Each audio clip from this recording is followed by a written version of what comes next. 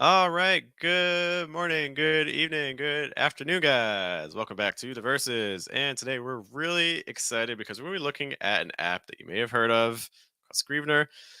And you may be associating it with fiction or prose and things like that. And if you're a poet, you might be like, well, how is this? I don't know what I'm going to do with a lot of these features. So we are super, super excited to welcome Oliver. I'm going to bring him in. Oliver is coming to us. Good morning. It's morning, right? Good morning.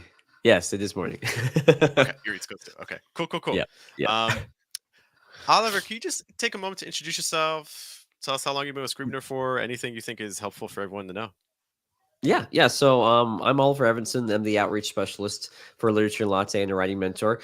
And I have been using Scrivener for about 15 years or so. I absolutely love the app. It's a great app and really powerful, really robust. And it has, believe it or not, a lot of uses for a lot of different writers, including poets. And so I'm really excited to talk about that. I've been working for Literature and Latte for about, I want to say, since 2017. So it's been a few years now, and absolutely love it. It's great company, great people, and I love that I have this opportunity to share all about Scrivener with you guys. So I can't wait to tell you what I got prepared for you today. Yep, because I know I was talking. I posted. We've been using Threads a lot for social media, and one of the things we got I really resonated with because someone posted this. They basically said, "Oh wow, thanks. I use Scrivener, I love Scrivener, but really don't feel like I know the half of what it can do." So I'm hoping Yep. Oliver, you can help us out a little bit. That's why I'm here. Yep, that's why I'm here. That's my whole job is to demystify all that and to help you guys understand what's going on there. So if it's all right with you, I think I'm ready to get started, and I'll just jump right in and share you got For my sure. presentation with you guys. Yeah. Just Okay. one last note. If you are watching this live or if you're watching this on the replay in the future, hello from the past, you can still leave comments and I'll be happy to forward them to Oliver if you're not catching us live. Or if you are watching us live, you can totally interact with us. Oliver can see the chat as well. So we'll be happy to answer any questions you have there. Okay, that said, Oliver, I'm going to pass it over to you, man. Have fun, okay? Okay, appreciate it. I'll jump right in here and we will get started. Okay. So today I want to talk about, oops, let's do this. There we go. 5 outstanding tools in Scrivener for poets. And to be fair, Scrivener is so versatile. You can use it for any type of writing, but we're going to really try to focus and see how this is useful for poets today. Now, real quick, I just want to take a minute and talk about what is Scrivener, because there's a lot of ideas as to what Scrivener is and how it works. And so, really, what I want to focus on is that Scrivener is really aimed at writers of all stripes. That includes novelists, journalists, academics, poets, screenwriters, playwrights, anyone who's looking to structure a long piece of text, and honestly, even a short piece of text. It really can work both ways. And I know as poets, you probably often have a bunch of small poems, right? But you organize those into collections and things like that. So the Scrivener can be a really powerful tool for organizing that and keeping that all together. And what you can do is you can kind of visualize the documents as sheets in a ring binder, each with a virtual index card clipped to it. And as you move each document or folder around in the binder, the index card comes too. So it is a ring binder, it's a scrapbook, it's a cork board, it's an outliner, it's a text editor, all all there to help you grow your poems or your manuscripts or your papers or whatever the case may be. Now, I already heard this already today, so I want to point this out. There are a lot of tools available in Scrivener, and that's usually where people get hung up. It's like, there's so many tools, I don't know what to use, and it's just too complicated. But to be honest, it doesn't have to be complicated. In fact, there's no need to learn everything about Scrivener before you get started. Many of the features are there if you need them, and to be honest, you're really unlikely to use them all. So in time, you'll learn to add to the basics and kind of bring in those extra tools that suit your particular writing style and also the type of writing you are doing. Okay. So let's look at these tools. What are some of the tools available in Scrivener that are great for poets?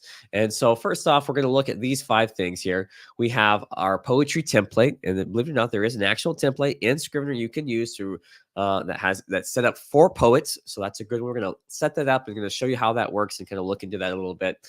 Also, we can import research and files directly into Scrivener, whether that's things that inspire you, things that you use to help you write your poetry, whatever that may be. We want to bring that in and make it easy for you to use. That could be include just files itself, images, PDF files, movie sound files, whatever you like there. You can even bring in whole web pages if you want. And then third off, we have planning, outlining, and structuring poems, and also your research. How can you do that? There are two great tools there. Our Binder, which is great for organizing and structuring your collections and things like that, and also the corkboard, which is another great option there as well. Also, we have submission tracking. So that's one I'd heard about, and this is also good for any type of writer, anyone who wants to track submissions and things where they've submitted their poetry or their writing or wherever that may be. There's a great way you can keep track of that and kind of see when you submitted something and when if you received a response and so on and so forth. There's a lot of fun stuff we can set up there. And last but not least, how can I compile and export my poems out of Scrivener, including certain poems and excluding certain poems, and how you might go about doing that. So real quick, I'm going to close out my presentation and we're going to take a peek at this right now. Let me just switch over here. Okay. And hopefully we won't run into any tech issues, but I'm sure if we do, just let me know. We'll get those taken care of.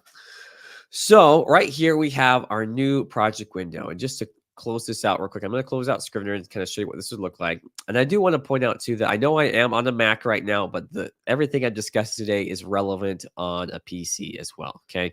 So we'll go ahead and click Scrivener here to open it up. It'll bring up this new project window, and this is kind of where we begin. This is where we start off. You can jump into the interactive tutorial. It's a great way to get familiar with Scrivener. But if you're ready to just get rolling and get started, we can come down here to the miscellaneous section, and right there we have an option for poem. And so we'll go ahead and click that there and click Create. And I'm just going to call this a poem collection. You could call it whatever you like, whatever is easiest. I'm always encouraging people to use very descriptive names. Doesn't have to be perfect. Doesn't have to be the final title. Just something where you can easily find it. And usually what I'll do, I'll also create a folder. I'll call it Scrivener Projects. Okay. And in my documents folder or in Dropbox, right? And then drop that in there and click Create. That'll pop up. And here we are with, sorry, our poetry manuscript format. Excuse me. Sorry, I have a bit of a cold. And so if we scroll down here, this kind of gives us a very simple introduction to how this works. But you can see what we have here is we have a draft folder or a poetry manuscript folder where we keep our poems, right? And each poem is represented by a document. And so I can easily create a new poem, right? Just press the plus button down here, create a poem like that. And I could go on and on and on, create multiple poems in this way. And so you see, while Scrivener is great for long form writing, it's the real power here is that this ability to break things up into smaller chunks. And this is great for fiction writers, of course, right? Because we're breaking things up into chapters and scenes and so forth. But it's great for poets too, because you can create a manuscript or a collection. I might come in here, just change that to a collection. You might even actually put the actual name of the collection here as well. And then just have a bunch of poems listed in here. And just to make this easy, I'm going to go ahead and just duplicate some of these so we have a bunch of them in here. And I'm just pushing Command D. You can do the same thing, right click, duplicate, and do that as well. Okay. And just have a whole bunch of poems in here like that. Let me get my notes pulled up here real quick. Okay, perfect. And you can see here, if we come down to the front matter section here, this is essentially a page header that allows you, when you export or compile this out of Scrivener, okay, it'll kind of have your name. You can put your name, address, your phone number, your email address, as well as how many lines it is. That'll be put in automatically for you, and it'll have the poem collection there. You can, of course, change this. All this information can be changed, and you can just add this into the top of your collection when you send it out, and then you can share that with others. But we'll come back to that in just a minute. First off, let's assume we wanted to bring in some research and some things into our poetry collection project here. You can see here, here's an example of what it might look like for a poem that's 8 lines long, right? But let's bring some in real quick. I'm going to go ahead and make this smaller. I'm going to exit my full screen, bring it over here, and then I'm going to open up my Finder. If I was on the PC, it'd be my Windows Explorer, right? And I'm going to go to some files and stuff I have here. It's of things I'd like to bring inside. Let's say I have a lot of images and things like that that I'd like to be looking at while I am writing my poetry. So in that case, I can easily just drag and draw an image in here like so. And then have access to it in Scrivener right there for me to be able to see and visualize and write about. One thing I should probably mention, I neglected to add in, is if I want to view this alongside my writing. So let's say I have a poem selected here, and I'm writing a poem, right? And I want some inspiration nearby, right? I can actually split my editor here at the top right corner. Click that guy right there. You see it duplicates it. Then what I'll do is I'll click whichever one I want to change. So, for example, I usually like seeing things on the right and working on the left. It's just how I am, right? So I'll click the right one, and I'll click this Revelo image, and then I'll have that right here, excuse me, right here by me. So I can then write my poem and have my research right beside me. Now, it doesn't just have to be an image, right? I could bring in a whole group of images if I wanted. Drag and drop it in there. I've got all those images in there now. Okay. I could even bring in some other media types. So I could bring in some Microsoft Word documents if I wanted to. So let's just drag in a sample document there, like so. Okay. And that would work as well as if I had poems that I wanted to bring in. We'll look at that in just a second. But I can bring in a PDF file just by dragging and dropping it in like that. You can see I have it right here pulled up in my editor. PDF files can't be edited in Scrivener, but you can read them and kind of copy and paste for them if you want to. But an actual Word document, I could come in here and I could delete text and I can move things around and I can change things. I can do anything I want to that. Sorry. Uh, Oliver, a quick Go question ahead. too. So, Yeah. one of the things sometimes like you want to add like illustrations or things to a poem and things like that. What's it like adding an image like above a poem or below a poem? How easy is it to like reformat the picture and things like that? That's a great question. I'm glad you asked that. So you can actually bring in an image like this. Okay, let's find out a good example. Let's do this one because it's a landscape. But we can bring it in. I can stick it in right there, right? And then I could right click that and scale the image to bigger or smaller like that. Click OK. Oops. Why did it work? Should work. Okay, there we go. Yep. So I can make that smaller like that. And so the reason why it's not going bigger is because the editor isn't big enough to, if I make it bigger, then it'll do that. So uh, that's how I would change that. That's how I would scale that up or scale that down. One thing to note is that you can only put an image above and below text, so there's no way to put like wrap text around it. That's just one limitation there. But usually, often you can export it out, and if that's something you want to do, you can use a desktop publishing app like there's like a Adobe Publisher or Affinity Publisher or something like that do have that capability, right? Where you could move those images with text around and stuff like that too if you wanted to.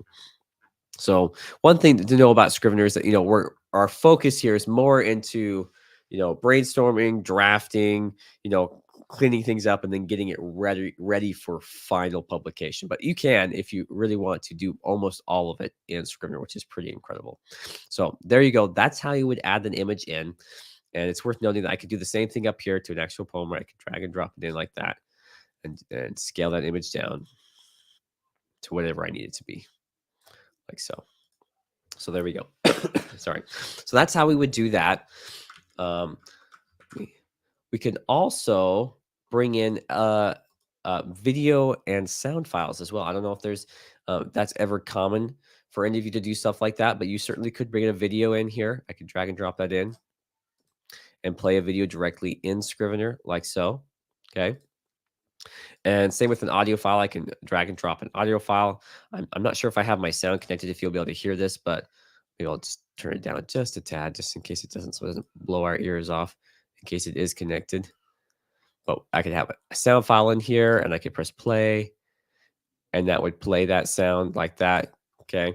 And I could listen to that. That could be, someone dictating something to me. And maybe even yourself, your own audio files where you kind of, maybe you're recording yourself as you're walking around. You want to have it and you want to now dictate it into Scrivener. That's a great way of doing that. So yeah, or just maybe you just want some audio for inspiration. It's up to you there.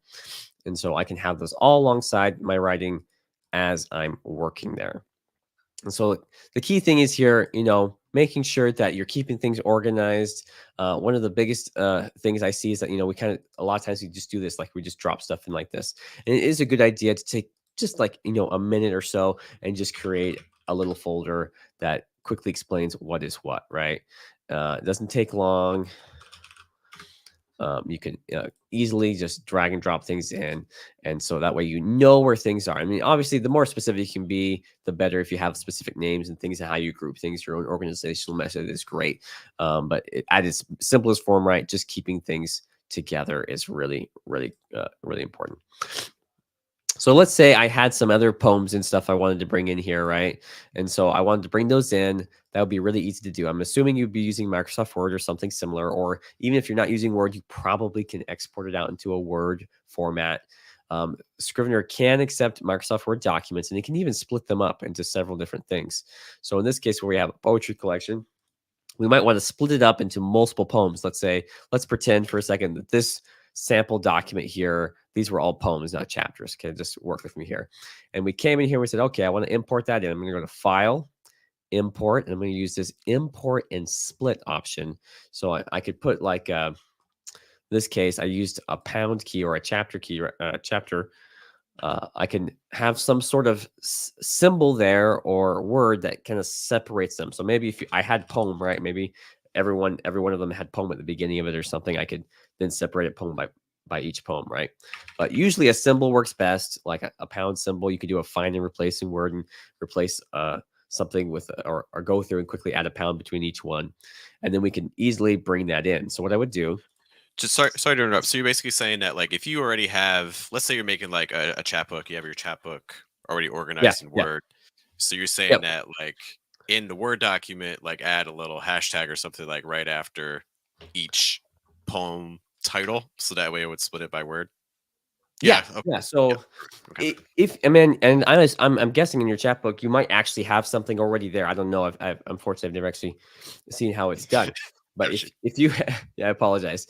But if you have like if you have some sort of symbol there or some sort of repeating element between each poem, that'll make it really easy to just put whatever that symbol is right here in this little box.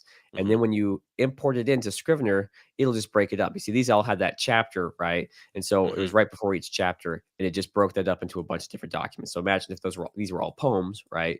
They would be like poem one, poem two, three, all the way down. And if you had the actual names too, it would actually have those poem names there as the titles, which would be really handy, right? To get those in quickly, and you're already ready to go on and keep making more poems and more poetry and a bigger collection, right? And keeping that all together.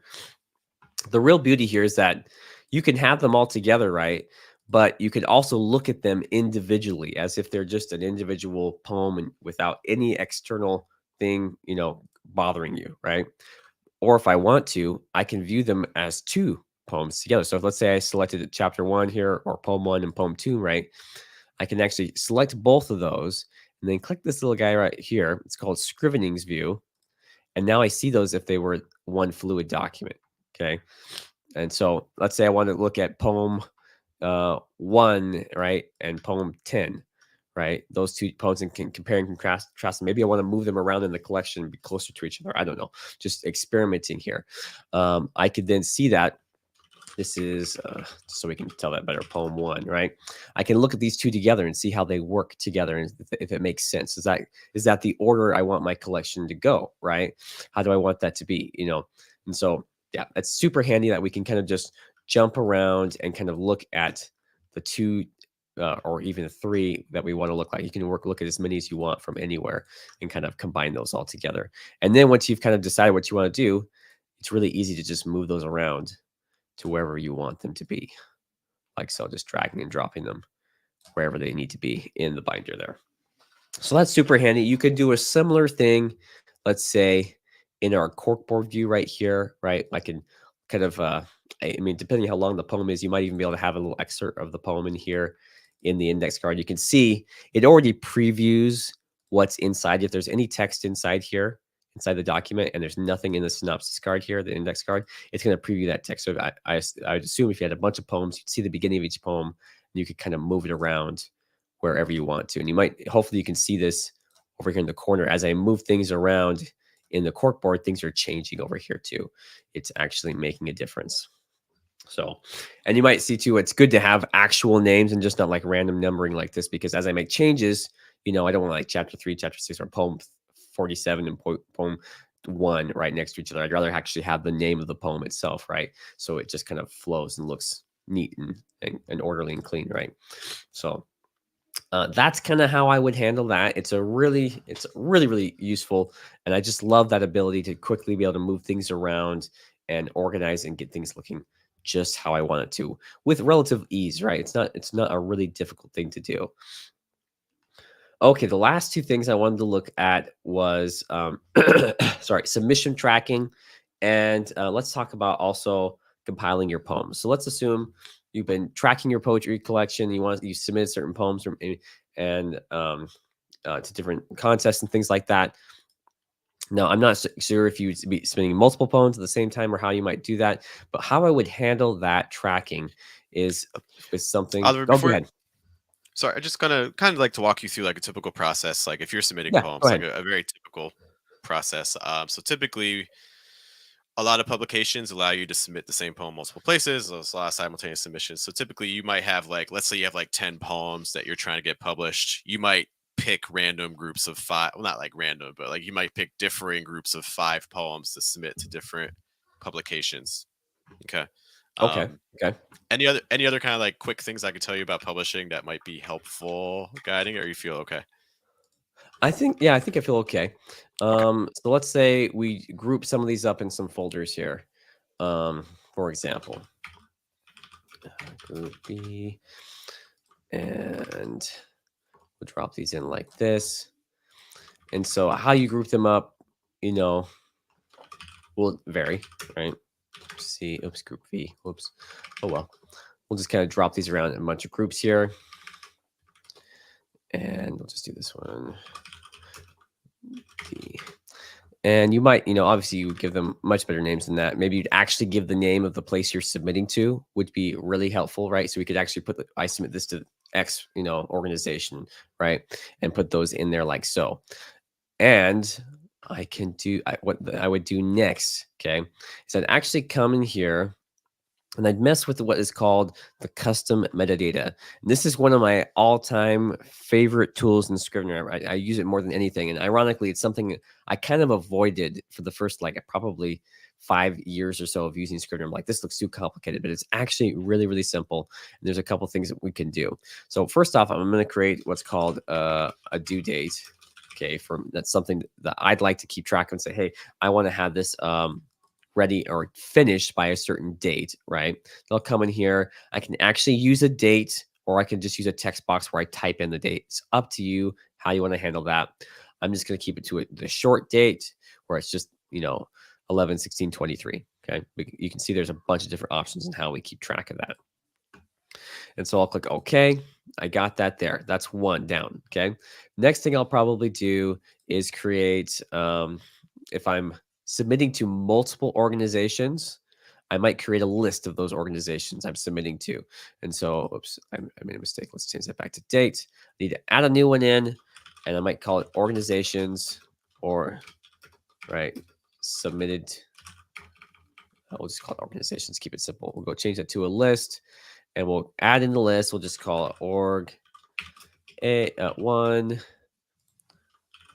two, and org 3. Now, obviously, you can do as many as you like. You can keep going all the way down that list. And then probably the last one I would just put date submitted. Okay. Same thing. I'm going to choose the date again. Okay. I'm going to do the short date and do something like that. Okay. We'll click OK. And this is where our outliner really comes in handy. So I'm going to click my poetry collections here, and I'm going to go to my third view, arguably my favorite view as well, where I can come in here and I can view that custom metadata one by one. And so what this does, you can see I have all my groups, right, of poems, my collection of poems, right? I could come over here, and now I can add in that due date. I can add in that organization. I can add in that date submitted there, like so. Okay, so I might add the due date over here. I'll probably have the date submission right after it. That a little bit smaller, and the organization submitted to, something like that. And I'll probably turn off, I don't need my labels. Status is a good one, right? Because I can check whether I've worked on it or not. But for now, we're going to go ahead and turn off status. I definitely don't need section type or targets or total progress or any of that, right? We're just going to keep it really simple here. And there we go. So I open that up. So I might have a due date for this poem as I want this done by the 30th. Let's make this bigger. And I want this one done by the I don't know, by the 7th, however, wherever you want those to be done. And then I can actually say, hey, these ones, this whole group of poems, maybe I submitted it on today. Let's just say I submitted it today, and that's the day it was submitted, and I submitted it to organization two, right?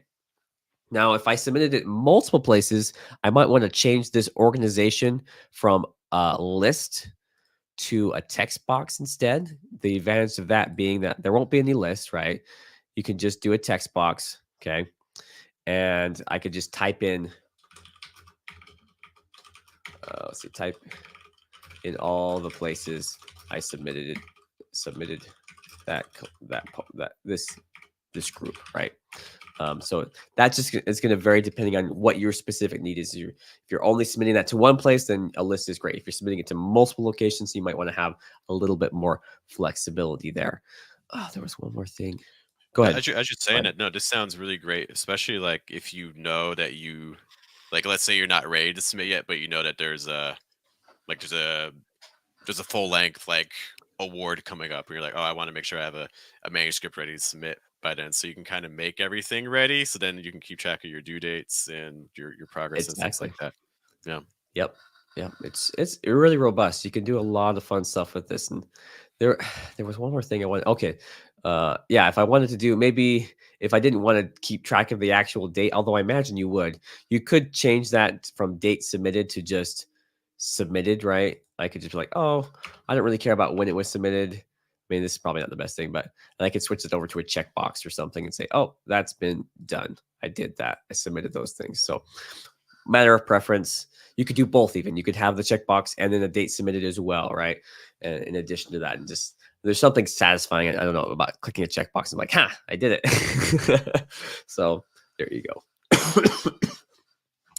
But last but not least, let's talk quickly about getting my poetry out of Scrivener. So yeah, I've figured out ways I can track my submission and get that all done and set due dates for myself. But how do I get it out of here? That's a great question. We can actually come to our compile button right here. This is our export button. We can go to file, compile as well, and do the same thing. And you can see what it does is it actually groups everything together. We have our page header at the top. That was what I was showing you in the front matter here. And if you want, you can turn that off or on, up to you. And then we have our groups and our text. You can see it's even done it as this is a group. This is a text group, text group, text. So Scrivener already knows that, hey, I'm grouping some poems together, right? That it should be. That's how they should be. And this is an example of what it will look like. This is the poem format. It's going to just kind of come out as is. However you formatted it in Scrivener is how it's going to come out when you export it for print or for PDF or for Microsoft Word. I imagine most of you are probably going to be exporting it out to Word because that's usually what the submission guidelines request, right? I'd guess, right? And so we'll go ahead and do Word. Excuse me. And then we can actually go ahead and select which poems we want to bring out. Now, let's say I just wanted to compile for group V here. Okay, V is in Victor. So I can actually select from this drop down menu and select group V, and it'll only do group V. That's it. Okay, nothing else. If I want to treat it as a complete manuscript with the page header too, I can click that button there. It'll add my page header in for me. And then let's say, actually, I don't want chapter 5 here or poem 5 and poem 1. I only want these 3 poems. They are just not ready yet. So then I could actually deselect those 2 and then go ahead and compile that out, and that would come out. Now, unfortunately, I don't think I have any text in the poem, so the document's not going to look like anything really incredible here. There it is right there. If we open it up, there it is, right? So it has name, address, phone number, email address, poetry collection, and it has writing a poem and poem 1 because that's all I put in there. So there you go. I mean, that would get it out really quickly. I wish I had some. I wish I'd had the foresight to grab some actual poems to throw in here. Sorry about that. That would have been smart. But yeah, you could see how that would actually come up pretty nicely and cleanly. And once again, if we go back to the compile menu here, you can see it defaults to where I was. If at any point I want to go back, I can click the whole collection, right? Have everything selected. You'll see those 2 are still excluded. Let's say they're done now. I want to compile everything out. I can go ahead and compile that out and click that button, compile it. And note as well, you could also uncheck things here too, right? If I just wanted everything but not group B, I could just uncheck group B and compile that out and be ready to go. So there you have it. So That's it. That's I guess Scrivener in a nutshell for poets, and hopefully that'll help you get started and feel like, hey, this can work for me, and I think it really can. I really do. It's a Scrivener is such a flexible app. It's amazing, really amazing what you can do here. So let me just switch over. I just have a couple more slides real quick. Sorry if I'm Mm. No, going no into worries. that. Some Let's see infinite mode, where yeah. it is. Yeah, the infinite mode. Where did it go? There we go. That's what While I'm you looking for. while you're getting Go ready ahead. as well, just with all the AI stuff happening, what do you Uh, see Scrivener doing in the future with regards to some AI? If you know, I don't know if you know or not. I know it's kind of on the spot. that's a great question. So I don't, to be honest, I don't imagine Scrivener doing much with AI, and I shouldn't put words in their mouth because I don't speak entirely for everyone. Yeah, I don't speak for the developer himself. I know he has plans for a lot of things he's working on. He has a lot of projects and stuff he's working on, and because we're a smaller team, we tend to take a little bit longer than most people. But for what I Mm, have just kind of observed, I don't see him doing anything in particular with AI right now. That doesn't mean that won't okay, change in the future, but right. yeah, right now he's got other projects he's more focused on, making sure that Scrivener is available in more platforms. Is things like having it available in iCloud and things like that. Those are things that I know he's kind of looking at doing, and he really wants to bring in those. So yeah, I hate to say it, it's probably way down the list at this point. Understood. Understood. Yeah, yeah. Okay, well, last but not least, I'm sure we have some people here who haven't used Scrivener before at all, and so we have that 20% discount code that's listed on the stream. So make sure you take advantage of that. Okay, I should have written it down here, but I forgot. But We I have it do want going. to let Yeah. you have it going perfect. Okay, Yes. and so just be aware too that we also offer an amazing free trial. So if you're not even ready to buy yet, I totally get it. That's totally understandable. The cool thing about Scrivener is that the free trial that we offer is actually good for 30 non-consecutive days, which means if you can kind of go at your own pace, and Scrivener only counts the days you actually open the app, which to me is a big deal because I don't know about you, if you've ever had an app where you're like, I'm going to try this, you open it on day one, and then life happens. 30 days later, you come back, it's like, oh, trial has expired. I can't mess with it anymore because I opened it once and couldn't get to it again, right?